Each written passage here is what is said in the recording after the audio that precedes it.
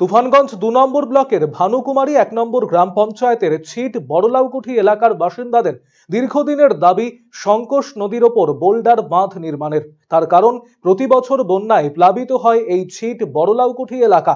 এই এলাকার স্থানীয় বাসিন্দারা বহুবার গ্রাম পঞ্চায়েত অফিস থেকে শুরু করে সেচ দপ্তর, বিডিও অফিস, এমনকি জেলা শাসকের অফিসে লিখিত অভিযোগ জানানোর পরেও হয়নি কোনো সুরাহা। উদাসীন প্রশাসন, ফলে চরম বিপাকে পড়তে হচ্ছে সংশ্লিষ্ট এলাকার ছিট বড়লাউকুঠির বাসিন্দাদের। ইতিমধ্যেই বহু কৃষি জমি বিলীন হয়ে গিয়েছে নদীগর্ভে।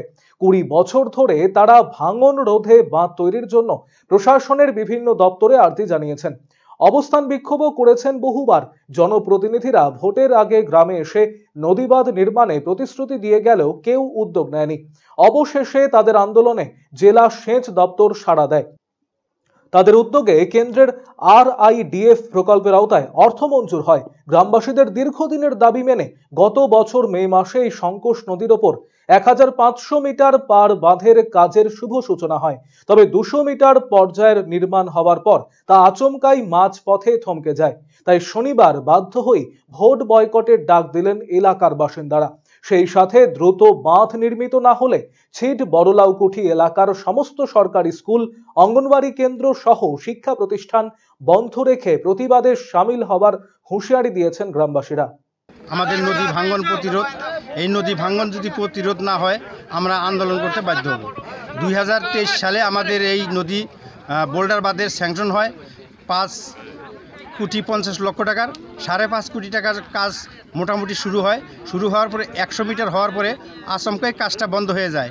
এই কাজটা না হলে আমাদের ছিট বড়লাউকুঠি তো বটেই, তার সাথে আসাম সংলগ্ন যেরকম ঘিতিঙ্গারকুটি, বাগডোগরা, জমবান্দা, শগুনচড়া, কালাচানপাড়া, এই যে কয়েকটি গ্রাম বিচ্ছিন্ন হয়ে যাবে।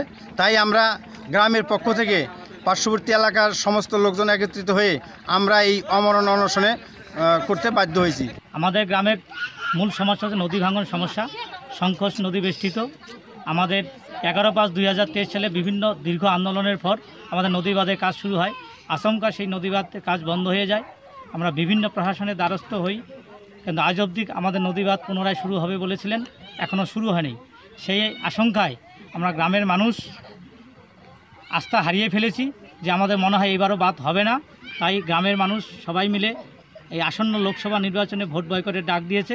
আমি গ্রাম পঞ্চায়েতের সদস্য হিসেবে আমি গ্রামবাসীর পক্ষে আছি এবং পাশে আছি। আমি এই আন্দোলনে গ্রামবাসীর সাথে থাকব। বহু আকাঙ্ক্ষিত চিকিৎসক তথা পূর্ব ভারতের বিখ্যাত হার্ট স্পেশালিস্ট ডক্টর হেমন্ত কুমার গর্গ এখন প্রতি মঙ্গলবার বসছেন রায়গঞ্জের দিশারিতে। শিশু সহ যে কোনো বয়সের রোগীদের হার্ট সংক্রান্ত যে কোনো সমস্যায় আজই যোগাযোগ করুন রায়গঞ্জ উকিলপাড়া স্থিত দিশারি হেলথ কেয়ারে। ফোন নাম্বার 7477785509 ও 7477785512।